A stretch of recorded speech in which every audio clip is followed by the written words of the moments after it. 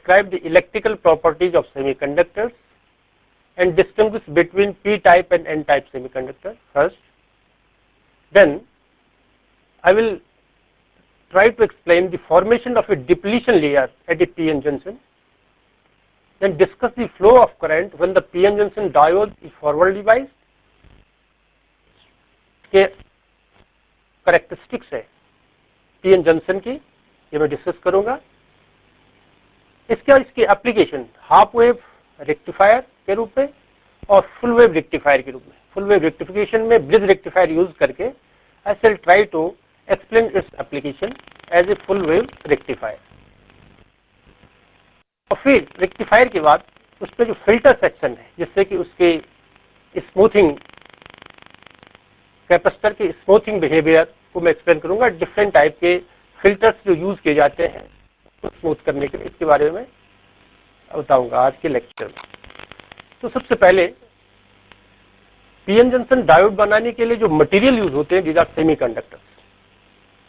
Semiconductors मैंने आपको बताया, मैं इनकी इलेक्ट्रिकल प्रॉपर्टी के आधार पर आपको डिस्कस करूंगा। तो on electrical property the materials are divided into 3 categories: conductors. Let us discuss what is semiconductor. Semiconductors are the materials whose electrical conductivity lies between conductors and insulators. I mean to say their conductivity is greater than insulators while less than conductors. इनकी conductivity 10 to the power -4 से लेकर के 10 to the power 5 पर ओम पर metre के बीच में लाई करती है। एग्जाम्पल्स है silicon, germanium, gallium arsenide, gallium sulphide, lead sulphide, cadmium telluride. इनमें से जैसे सिलिकॉन और germanium these are the basic semiconductors, while gallium arsenide etc. are the compound semiconductor। तो प्रश्न उठता है, अभी जैसे मैंने आपको बताया कि इनकी कंडक्टिविटी कंडक्टर से कम होती है, तो क्वेश्चन सर्टेन क्वेश्चन दिमाग में आ सकता है कि जब इनकी कंडक्टिविटी कंडक्टर से कम है तो why should we use semiconductor, we should use conductor. क्योंकि कंडक्टर की कंडक्टिविटी ज्यादा है तो सर्टेनली अगर हम कंडक्टर से कोई डिवाइस बनाएंगे in comparison to semiconductor they will be more efficient. So let us see what is the special features of the semiconductors over conductors। पहली बात यह है कि semiconductors have a negative temperature coefficient of resistance। It means on increasing temperature their conductivity increases। Temperature के बढ़ाने से semiconductors की conductivity बढ़ जाती है, जबकि कंडक्टर के केस में इसका उल्टा होता है। अगर हम टेम्परेचर बढ़ाते हैं तो उनकी कंडक्टिविटी कम होती है। तो ये इसकी एक स्पेशल फीचर है। मींस अगर हम कोई डिवाइस बनाते हैं सेमीकंडक्टर से, so certainly if this device we can operate at very high temperature it will be efficient or it will work efficiently। ये इसके एक स्पेशल फीचर है। तो फिर प्रश्न आता है कि इसके हाई टेम्परेचर पे हम यूज कर सकते हैं और इसकी कंडक्टिविटी बढ़ जाएगी, लेकिन फिर भी जो है कंडक्टर से तो इसकी कंडक्टिविटी कम ही होगी। तो कंडक्टिविटी बनाने के लिए एक इसकी दूसरी स्पेशल फीचर है, means we can increase its electrical conductivity by enormously by adding a small amount of suitable impurity। एक suitable impurity को ऐड करके इसकी कंडक्टिविटी को हम बहुत बढ़ा सकते हैं in comparison to conductor. Conductor से भी ज्यादा इनकी कंडक्टिविटी बढ़ाई जा सकती है और इस प्रोसेस को कहते हैं doping. This process is called doping process. तो let us see conductor, semiconductor और इंसुलेटर को हम ऐसे डिस्टिंग्विश करते हैं on the basis of energy band. Energy band gap theory के आधार पर तीनों में लेट अस सी इनकी कंडक्टिविटी के बढ़ने या घटने या टेम्परेचर के साथ वेरी होने का वजह क्या है, क्या कारण है। Late us see here, just see कोई भी मटेरियल एटम से मिलकर बना होता है, बल्कि इनिशियली जो थ्योरी ये आजमाना जाता था कि atom was assumed to be the basic building block, but later on you see ये माना गया कि फिर जैसे इलेक्ट्रॉन, प्रोटॉन, न्यूट्रॉन की खोज हुई तो ये कहा गया कि ये नहीं है फंडामेंटल पार्टिकल्स, इलेक्ट्रॉन, प्रोटॉन और न्यूट्रॉन है। और उसके बाद फिर तो अभी आज प्रेजेंटली तो आप जानते हैं कि ये प्रोटॉन न्यूट्रॉन भी नहीं बल्कि इनसे जो है क्वार्क्स है, और मटेरियल जो है उसके जो फंडामेंटल पार्टिकल्स है क्वार्क्स माने जाते हैं। जैसे आप देखिए प्रोटॉन को कहा गया दो अप क्वार्क और एक डाउन क्वार्क मिलकर के एक प्रोटॉन बनाता है, एक अप क्वार्क और दो डाउन क्वार्क मिला के न्यूट्रॉन बनाता है। लेकिन जनरली अगर हम एटम की बात करें तो मटेरियल एटम से मिलके बने हुए हैं। तो अगर एक सिंगल एटम की बात करें तो एटम क्या है? In atom there is a nucleus, nucleus consist nucleons, nucleus consist nucleons. Nucleons क्या है? न्यूक्लियॉन्स जनरली प्रोटॉन और न्यूट्रॉन्स वहां पर है, these are collectively known as neutrons. और उसके चारों तरफ इलेक्ट्रॉन डिफरेंट ऑर्बिट में चक्कर लगा रहे हैं और इस तरह से as a whole atom is neutron. उसके जो सेल्स है, डिफरेंट सेल्स, जैसे आपने KLMN सेल्स से डिफरेंट सेल्स हैं जिनमें इलेक्ट्रॉन्स है, सेल के भी सब सेल्स है, SPDF सेल्स है। तो अगर एक सिंगल एटम की बात करें, इसे देखिए आप, ये फिगर जो दिखाई दे रही है, एक सिंगल एटम है, आइसोलेटेड एटम, सिर्फ सपोज कीजिए हमारे पास एक एटम है, दैट इज आइसोलेटेड। तो उसके जो एनर्जी लेवल्स हैं जहां पर इलेक्ट्रॉन रह सकते हैं, दिस इज 1s लेवल, सबसे इनरमोस्ट लेवल है, 1s 2s 2p 3s, इस तरह से जितने भी जिसमें इलेक्ट्रॉन इस तरह से फिलअप होते जाते हैं नीचे से ऊपर की तरफ, लोअर एनर्जी लेवल से हायर एनर्जी लेवल की तरफ, एक सिंगल एटम की बात। लेकिन जब हम मटेरियल की बात करें, किसी मैटर की बात करें, तो उसमें एक नहीं, it consist number of atoms, just you know it is 10 to the power 23 पर सेंटीमीटर क्यूब। तो व्हाट विल हैपन, बहुत सारे जब एटम्स आपस में उनमें interaction, various interaction are there, and because of interaction their energy levels splits, slightly changes, higher energy level, lower energy levels पे तो असर नहीं पड़ता, देखिए जस्ट 1s 2s और 2p है, लेकिन 3s level is the first energy levels which splits into the different energy levels। तो उनके एटम्स के जो एनर्जी लेवल्स है without they slightly alter without violating the Pauli exclusion principle।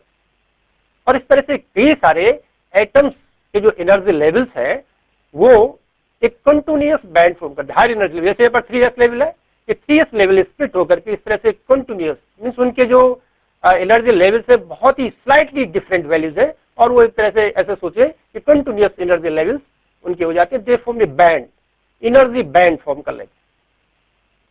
ये allowed energy band है, means where electrons can be there. उसके बाद जो फर्दर इसे कहते हैं अलाउड एनर्जी बैंड या valence band, it is the outermost orbit, और यही उसके वैलेंसी को भी डिटरमिन करता है कि कितने इलेक्ट्रॉन उसके आउटर मोस्ट ऑर्बिट।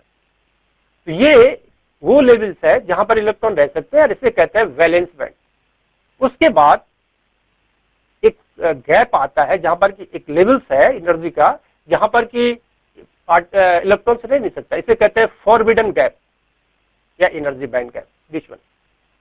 और फिर उसके बाद next further that is conduction band, means यहां पर कंडक्शन बैंड इसलिए कहते हैं यहां पर जो है ये बाउंडेड है, इलेक्ट्रॉन्स आर बाउंडेड, फ्री है लेकिन कंप्लीट फ्री नहीं है, रिलेटिवली इनकी बाइंडिंग एनर्जी कम है बजाय हॉर से। जैसे जो इनर मोस्ट है इनमें जो है स्प्लिटिंग इसलिए नहीं होती है कि वो न्यूक्लियस के पास होने से दे आर कॉम्पैक्ट, ज्यादा बाउंड है और इसलिए उनमें इंटरेक्शन का ज्यादा इफेक्ट नहीं होता।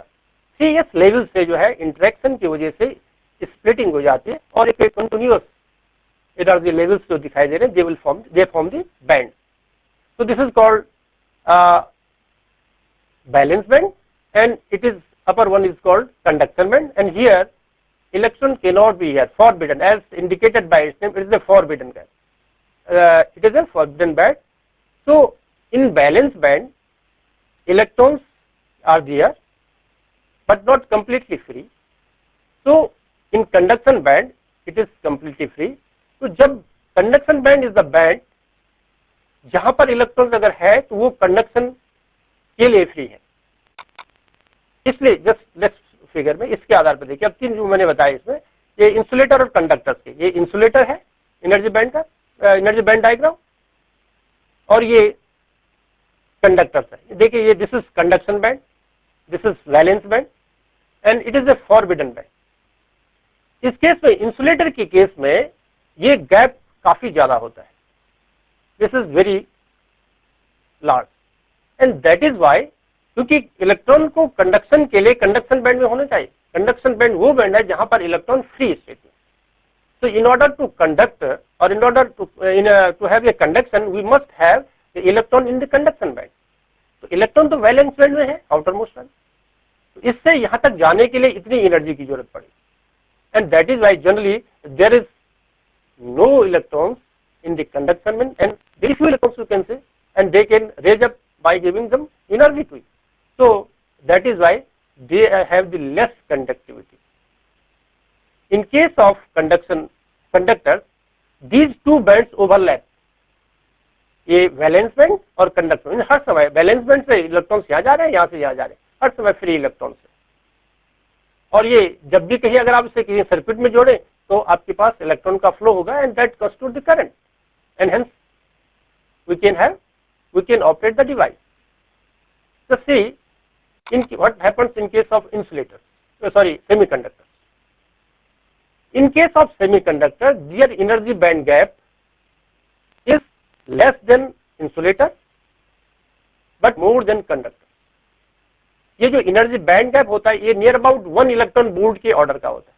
For example in case of silicon it's value is 1.1 electron volt, while in case for germanium it is 0.7 electron volt. इसकी वैल्यू जो है कंडक्टर से ज्यादा होती।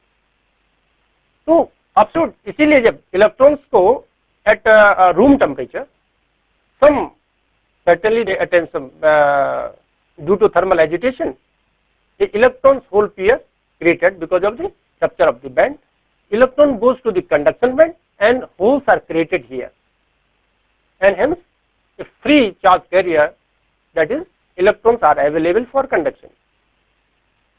लेकिन जैसे अगर टेम्परेचर कम करते जाए तो एक एब्सोल्यूट जीरो पे अगर हम जाएं तो एब्सोल्यूट जीरो की जो वैल्यू पोजीशन है, एब्सोल्यूट जीरो पर we don't have even a single electron in the conduction band, and what will happen, it means they will act as a insulator. It is the same condition as we found in case of insulator. तो इसीलिए absolute zero पर semiconductor भी insulator की तरह behave करते हैं। तो यहाँ पर जैसे ही थर्मल एजिटेशन या कोई एनर्जी हम देते हैं तो इलेक्ट्रॉन्स एक बॉन्ड ब्रेकअप हो जाता है और इलेक्ट्रॉन कंडक्शन बैंड में पहुंचता है। यहाँ पर एक वैकेंसी क्रिएट हो जाती है जो कि डेफिशिएंसी ऑफ नेगेटिव चार्ज, जिसे होल कहते हैं। तो यहाँ पर होल क्रिएट हो जाता है, या इलेक्ट्रॉन और वैलेंस बैंड में होल क्रिएट हो जाता है। Hole act as a positive charge carrier, क्योंकि deficiency of negative charge carrier है तो ये पॉजिटिव चार्ज कैरियर की तरह एक्ट करती है। सेमीकंडक्टर्स भी दो तरह के हुए, सिर्फ दो तरह में, एक तो बेसिक इंट्रिंसिक सेमीकंडक्टर, यानी semiconductor in pure forms are called intrinsic semiconductor.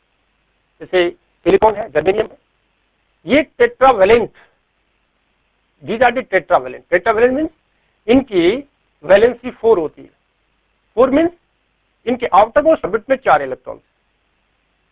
तो इंट्रिंसिक सेमीकंडक्टर जो है इनकी वैलेंसी 4 है, जैसे सी in this case.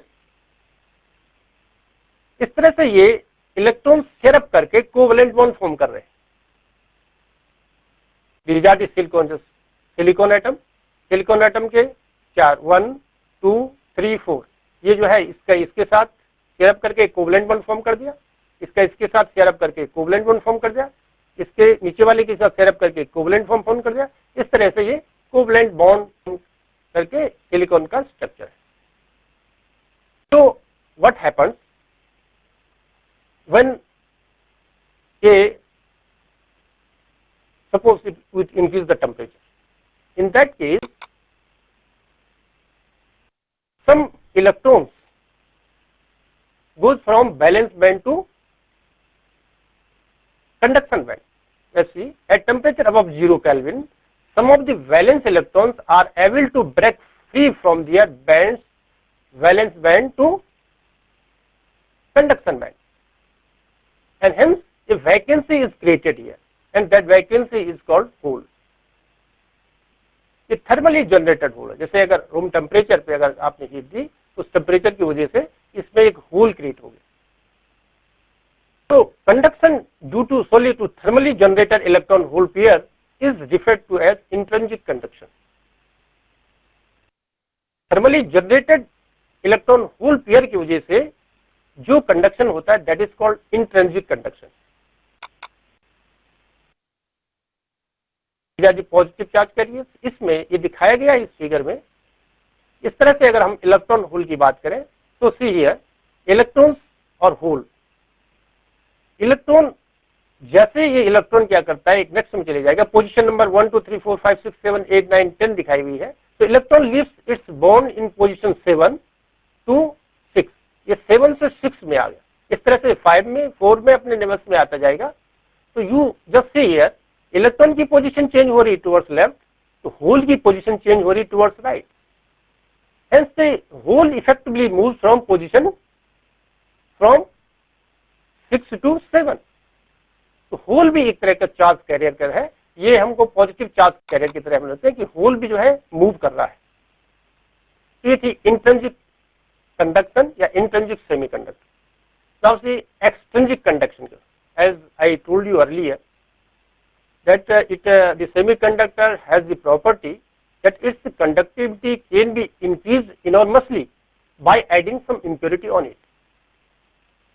So in order to increase their conductivity, some suitable impurity is added to the pure semiconductor, or you can say intrinsic semiconductor.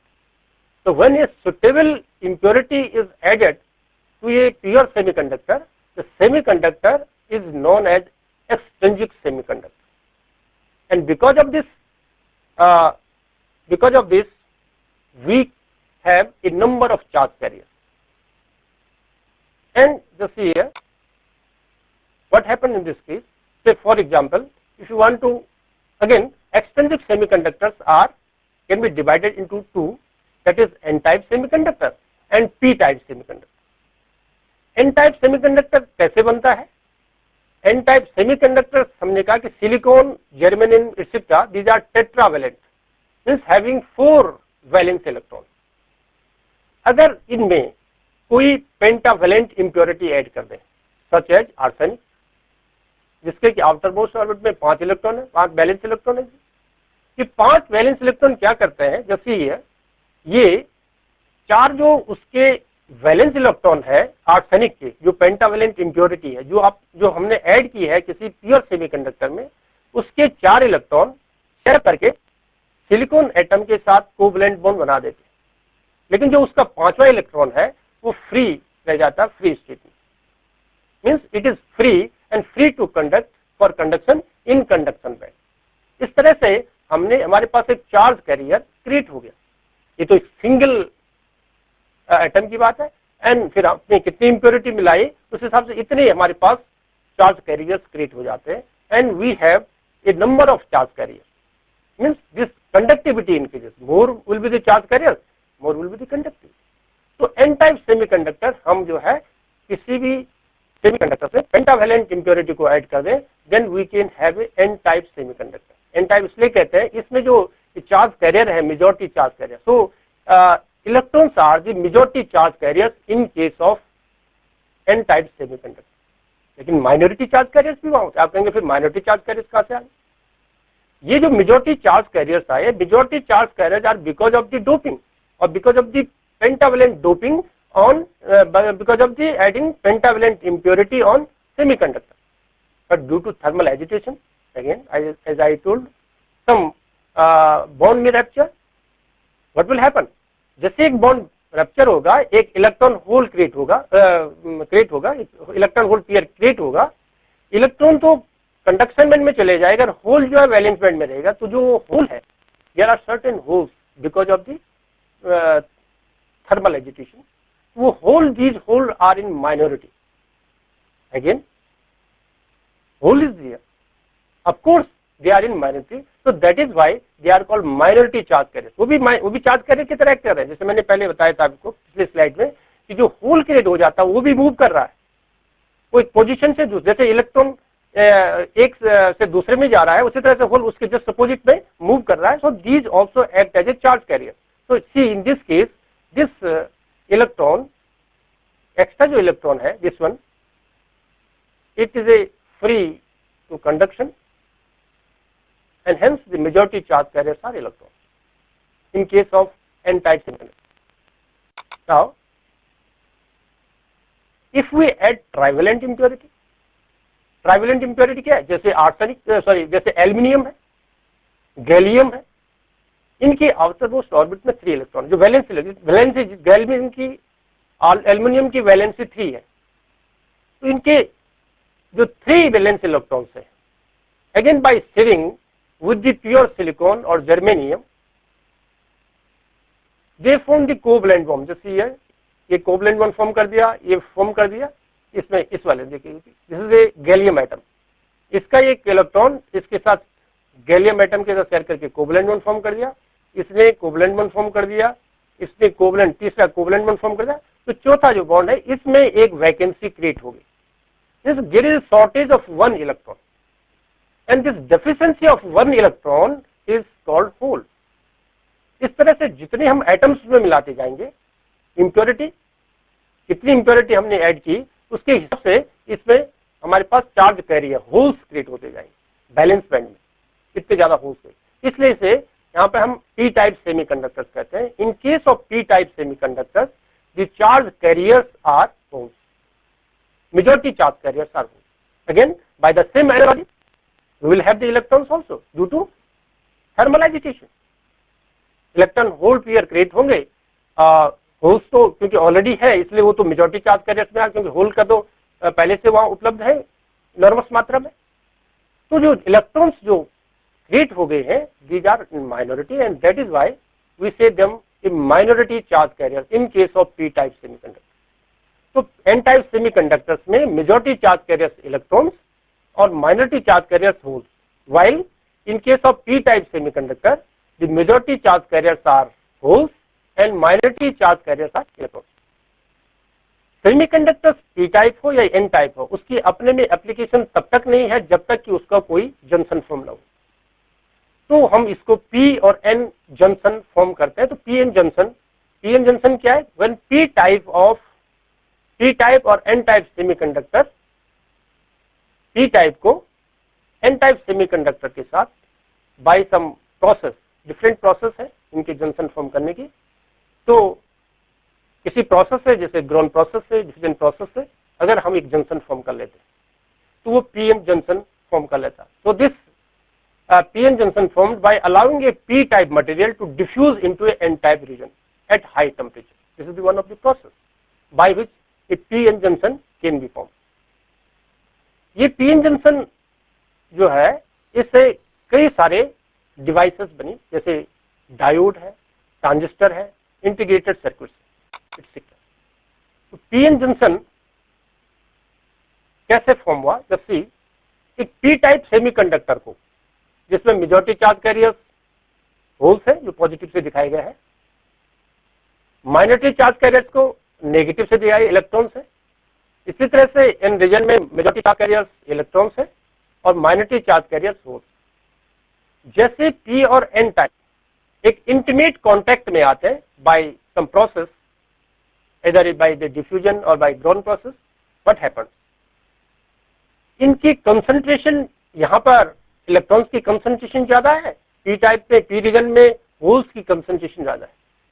तो electron and holes, electrons from n side and holes from p side diffuse across the junction,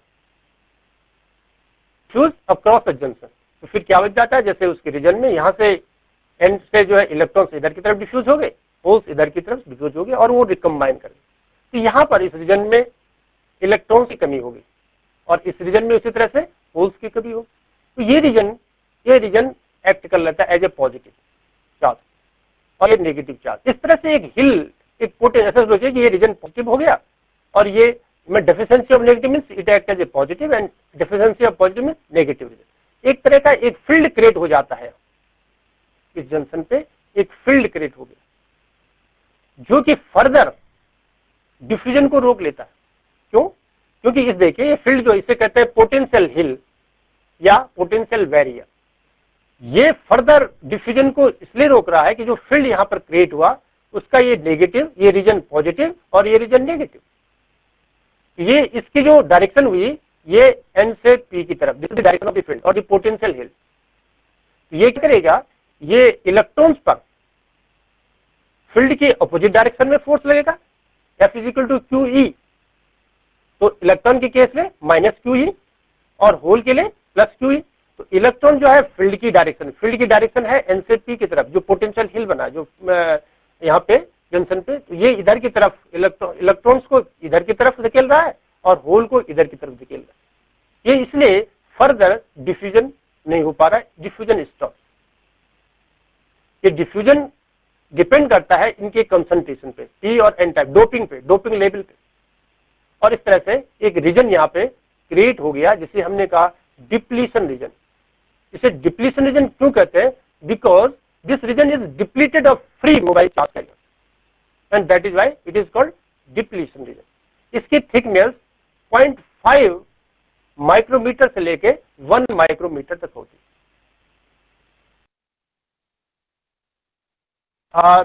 हमने जैसे बताया कि ये जो है further diffusion रुक गया, किसकी वजह से, पोटेंशियल बैरियर की वजह से। अब आप इसका यूज कैसे करें, जैसे इसे सर्किट में अगर इसे फॉरवर्ड बाइस करते हैं और reverse bias, biasing, come to the biasing. What is the forward biasing and reverse biasing? Forward biasing कहते हैं हम, ये इसका सिंबल है पीएन जंक्शन का।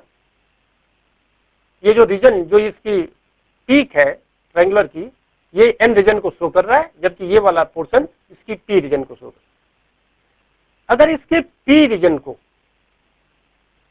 बैटरी के पॉजिटिव से और एन रीजन को नेगेटिव से इस तरह से कनेक्ट कर ले कि पी पॉजिटिव हो जाए और एन नेगेटिव हो जाए, then the PN junction is said to be under forward biasing condition.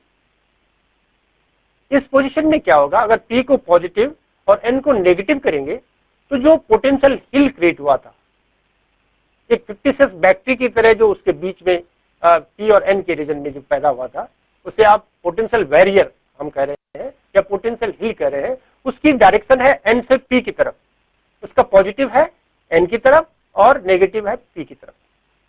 तो वो अगर हम बाहर से कोई बैटरी लगा देते, कोई बाइस लगा देते जिसका कि इसके अपोजिट है, मींस पी को पॉजिटिव कर दिया और एन को नेगेटिव कर दिया, तो सपोज जस्ट फॉर एग्जांपल अगर वो बैरियर जो है EI है और बाहर से हमने लगाया E, तो नेट जो यहां पर इस समय जो फील्ड हो गया वो E minus EI, means field घट गया।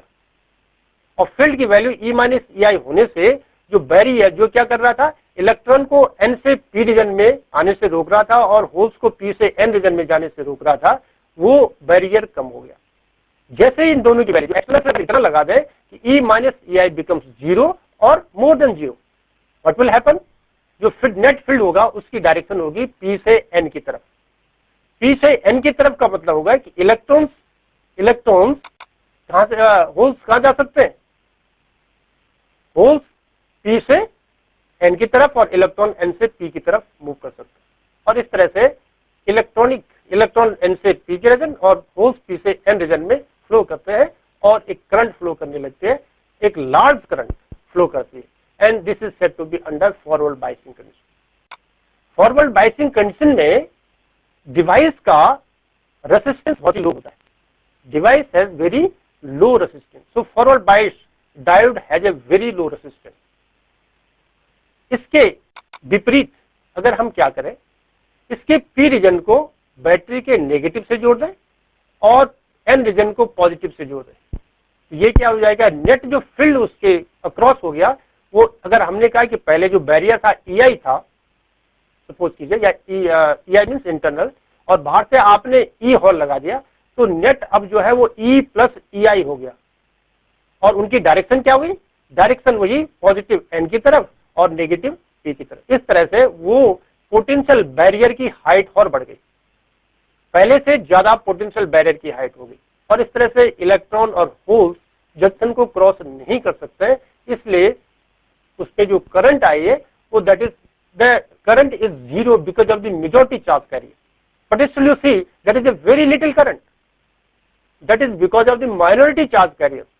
As I mentioned earlier, there are the minority charge carrier also in P and N region also.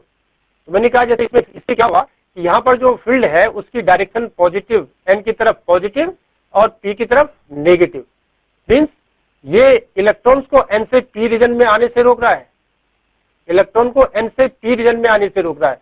लेकिन ये जो है पी रीजन से इलेक्ट्रॉन को एन रीजन में जाने से नहीं रोक रहा है। तो ये क्या करेगा, जो पी रीजन में जो माइनॉरिटी चार्ज कैरियर्स थे वो थे होल सॉरी इलेक्ट्रॉन्स, वो इलेक्ट्रॉन्स यहाँ से यहाँ पहुंच जाएंगे और होल्स यहाँ से यहाँ, इस तरह से वहां पर जो इलेक्ट्रॉन्स एन से पी से एन रीजन में जाएंगे, these are minority charge carriers. So because of the flow of minority charge carrier, there is a current, a little current, that is of the order of microampere. In case of forward bias condition, the current is of the order of milliampere, while here microampere current flow. So for under reverse biasing condition, this diode, p-n junction diode, has a very low resistance. इस case में देखो ये valve की तरह act कर रहा है, इसके दोनों तरफ, एक तरफ तो अगर फॉरवर्ड बाइसिंग कंडीशन में very low resistance, while reverse biasing condition में वेरी हाई रेसिस्टेंस। डिवाइस का पीएन जंक्शन डायोड का रेसिस्टेंस बहुत ही हाई होता है under reverse biasing condition.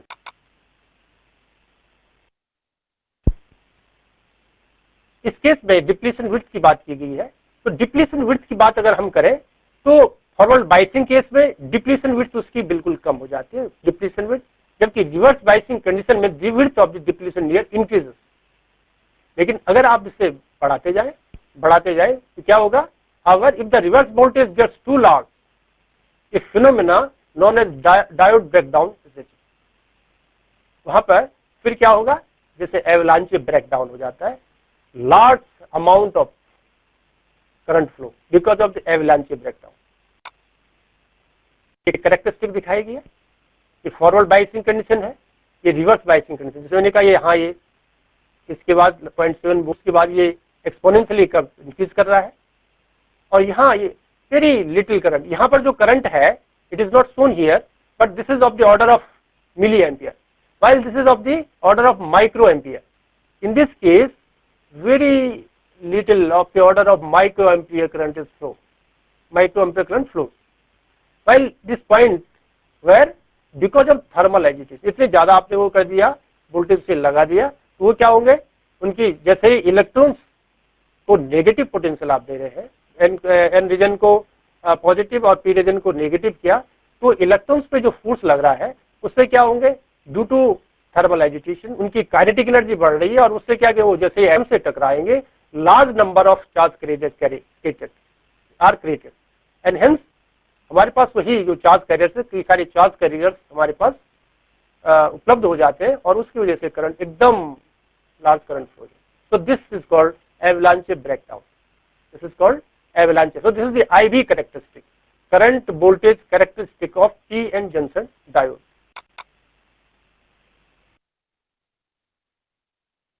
Under forward bias condition, it is exponentially increasing, and under reverse biasing condition, its value is the current is very small up to the breakdown point.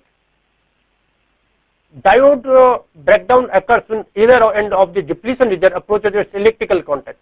इतनी ज्यादा negative value भी न देने की उसका जो depletion region, जैसे हमने अभी बताया आपको कि अगर हम रिवर्स बाइस करते हैं तो उसका डिप्लीशन रीजन बढ़ जाता है, इंक्रीजेस, और उसका रीजन इतना बढ़ गया, इतनी वोल्टेज हमने दे दी कि अगर वो इलेक्ट्रिकल कांटेक्ट तक वो पहुंच गया रीजन, तो वो applied voltage becomes high enough to generate an electrical arc straight through the crystal and this will destroy the diode. तो ये प्रिकॉशंस ध्यान में रखना होता है कि इतनी वोल्टेज भी हम न दें कि जिससे वो क्या हो जाए, डिस्ट्रॉय हो जाए। अब इसकी एप्लीकेशन पे बात करते हैं, PN जंक्शन डायोड फॉर्म हुआ, इसकी क्या एप्लीकेशन है। PN जंक्शन डायोड की जो बेस्ट एप्लीकेशन है that is the rectification process या रेक्टिफायर। रेक्टिफायर क्या है, जली हम जितने भी अप्लायंसेस है, most of the appliances work on the DC and we have AC alternating current. तो अल्टरनेटिंग करंट से किस तरह से हम डायरेक्ट करंट प्राप्त कर सकते हैं, तो this process is called rectification, means the conversion of AC into DC is called rectification. AC से DC में कन्वर्ट करने के दो तरीके हैं, two type of rectification, one is half wave rectification and second is full wave rectification. half wave rectification क्या है, अगर हम जो इनपुट में जो करंट दे रहे हैं एसी है, अगर पूरी की पूरी एसी का को हम जो है उसको रेक्टिफाई न कर सके, सिर्फ उसके हाफी पोर्शन को हम उसको रेक्टिफाई कर सके, this is called half wave rectification. और अगर फुल वेव को हम रेक्टिफाई कर गए, उसको कन्वर्ट कर सके किसमें, डीसी में, and it is called full wave rectification. Just see here, this is half wave rectification. In this case this is the input signal AC, ये दिखाई गई है AC signal, this is input AC and it is output. इसका जो ये portion है, what happens when this is applied in the input, तो during positive half cycle, ये जो है हाई पोटेंशियल पे है, ये पॉइंट लो पोटेंशियल पे है, तो during positive half cycle means जैसे ये यहां से लेके यहां तक up to this point, this P region becomes positive relative to N region. So this diode is said to be under forward biasing condition. And you know, under forward biasing condition, it has low resistance and ये large current flow through here R. एक large current flow करती है through low resistance. But during this negative half cycle, what happens? During negative half cycle from here to here, this is positive half cycle from here to here, and negative half cycle इसके नीचे ये। During negative half cycle, what happens? This is negative with respect to the N region, and hence the diode is said to be under reverse biasing condition. And as we know, under reverse biasing condition, no current flow, or you can say very little current flow, and hence just see here, this is the region where the no current flow. Output current is zero. So only we have the current in half cycle when during this positive half cycle. Similarly, again in the next half cycle here, it becomes positive, and then next half it becomes negative, and so on. So only half of the wave is rectified. This one here current is zero, again current, then zero, again current, then zero, and so on. So only half of the portion of the input signal is rectified, or we have only the current only in this interval. So you say if t is the time period, so 0 to t by 2, again 0, again t to this one, and so on. So this is called half wave rectification. Half of the signal is used. The output voltage is direct, however it is not very small. तो इससे क्या होगा, अगर हम किसी device से use करेंगे इस तरह के आउटपुट को, तो ये अगर टी टाइम पीरियड है इस सिग्नल का, तो t/2 टाइम में वो ऑपरेट करेगी और t/2 बंद हो जाएगी, अगेन फिर t/2 टाइम तक ऑपरेट करेगी और t/2 तक बंद हो जाएगी. तो this is the disadvantage of this half wave rectifier. So then the question comes, how to utilize the full wave. So the full wave can be used by making use of the double diode. इसमें भी अगर हम double diode या दूसरा एक process है कि 4 diode use करके हम उसे कहते हैं ब्रिज रेक्टिफायर. तो ब्रिज रेक्टिफायर का यूज करके हम फुल वेव को आउटपुट में फुल वेव ले आ सकते हैं, या पूरे जो इनपुट की जो फुल वेव है दैट कैन बी यूटिलाइज. जैसे here full wave rectification process में 4 diodes are used here, D1, D2, D3 and D4. So during the half cycle, during the first positive half cycle, the point A is at higher potential than B in comparison to D, then this D2 is under forward biasing condition. D2 is under forward biasing condition and this is also under forward biasing condition, क्योंकि इसका ये negative lower पर है तो इसका ये N reason है, यहाँ ये हायर पर जो है इसका P रीजन. तो डायोड D2 और D3 जो है अंडर फॉरवर्ड बायसिंग कंडीशन में. इस तरह से करंट यहाँ से करंट फ्लो करेगी. जैसे this will be the direction जो रेड मार्क से दिखाई गई है, it will be the current. This is under forward biasing condition, तो करंट फ्लो करेगी डायोड D1, D2 कंडक्ट करेगा और इस तरह से ये लोड रेजिस्टेंस के अक्रॉस करंट फ्लो करेगी यहाँ से और इधर से इस तरह से करंट फ्लो करेगी. And we have the current during negative half cycle. A will be at the lower potential in comparison to B, then what will happen? ये lower potential पे होगा तो ये नेगेटिव रिलेटिव नेगेटिव हुआ. तो D1 का ये N रीजन जो है यहाँ पर करेक्ट है इसे. तो ये जो है D1 and D4, will be under forward biasing condition, while D3 and D2 will be under reverse biasing condition, and current will flow from here. यहाँ से इस तरह से करंट फ्लो करेगी, and again in the same direction current will flow. So during positive and negative half cycle, current will flow in the same direction across a load resistance. Just see here. In this case, the direction of current is this one, while in this case the direction of the current is same. So now we have utilized the full input signal. This is the graphical representation of the wave rectification. This is the input signal and this is the output signal. But still this we should this is not a pure DC. जो fluctuation है इसमें जो peaks दिखाई दे रहे हैं, peaks are because of the AC component.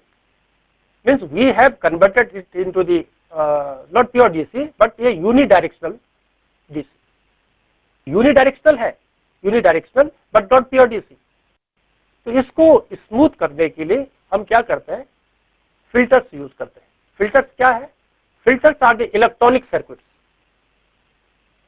Filters are the electronic circuit which are used to smooth these peaks. इन्हें कहते हैं रिपल्स. दिस रिपल्स, इसको स्मूथ करने के लिए हम फिल्टर यूज करते हैं. फिल्टर्स क्या है? Generally 4 type of filters we use. यहाँ पर हमने सिर्फ एक ही दिखाया हुआ है, जैसे ये शंट कैपेसिटर फिल्टर दिखाया हुआ है. वैसे 4 तरह से हम जो इलेक्ट्रॉनिक सर्किट है 4 तरह के यूज करते हैं. एक कहते हैं सीरीज इंडक्टर फिल्टर.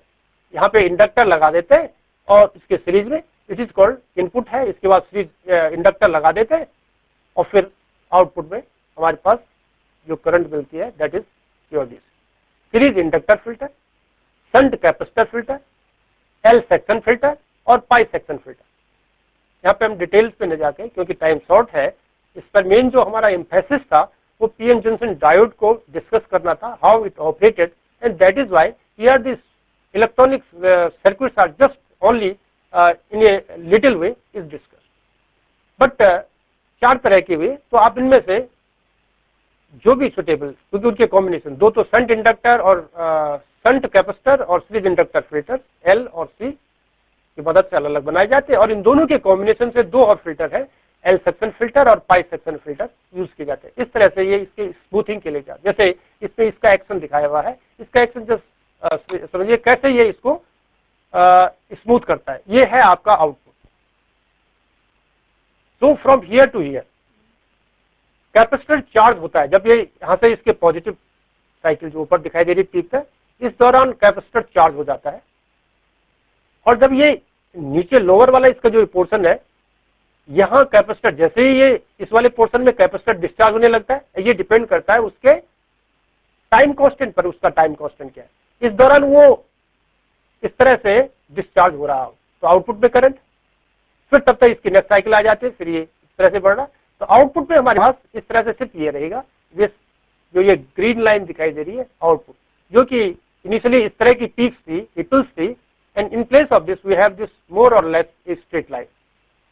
अगर इससे सिंगल नहीं होता तो फिर हमने कहा कि आपको आप एल सेक्शन, एल और सी के कॉम्बिनेशन से, एल का जो प्रिंसिपल एल इंडक्टर कैसे बिहेव करता है, कैसे फिल्टर आउट करता है, उसका प्रिंसिपल सिद्धांत ये है कि inductor always opposes the change of current. तो यहां पर जहां करंट बढ़ रही है उस समय इंडक्टर में एक इंड्यूस ईएमएफ सेटअप होता है जो इसके बढ़ने का विरोध करता है, और वो जो अपोजिट जो ईएमएफ इंड्यूस होता है उसकी डायरेक्शन इस ईएमएफ के अपोजिट होती है. इस तरह से उसको घटा देता है, और जहां ये घट रही है वहां उसको बढ़ाने का प्रयत्न करता है. मीन्स अगेन ये EMF is induced but its direction is in the direction of the current, and hence इधर जहां लोअर है यहाँ इसके करंट, जहां नीचे करंट जहां यहाँ पर वोल्टेज कम है उस वोल्टेज को घटा देता है, और जहां कम है वहां बढ़ा देता है. इस तरह से हमारे पास दोनों के लेवल आउटपुट लेवल लेके आ जाता है, and we have A more or less A current a straight line which shows A DC current. तो ये आपके पास जो डिवाइसेस है पीएन जंक्शन डायोड से वेरी इंपॉर्टेंट जंक्शन, जिससे कई सारे डिवाइसेस बनाई जाती है, इलेक्ट्रॉनिक डिवाइसेस बनाए जाते हैं, जिनमें से 2-3 मैंने यहाँ दिखाई. जैसे यही ये डायोड है आपके पास, 2 टर्मिनल डायोड. ये ट्रांजिस्टर है, ट्रांजिस्टर भी इसी की एप्लीकेशन. बेस जो है इसमें 2 जंक्शन डायोड होते हैं, और ये आईसी है, इंटीग्रेटेड सर्किट। आजकल हर कोई भी जो इलेक्ट्रॉनिक उपकरण है उसका बेस सेमीकंडक्टर्स है और diode. Thank you very much.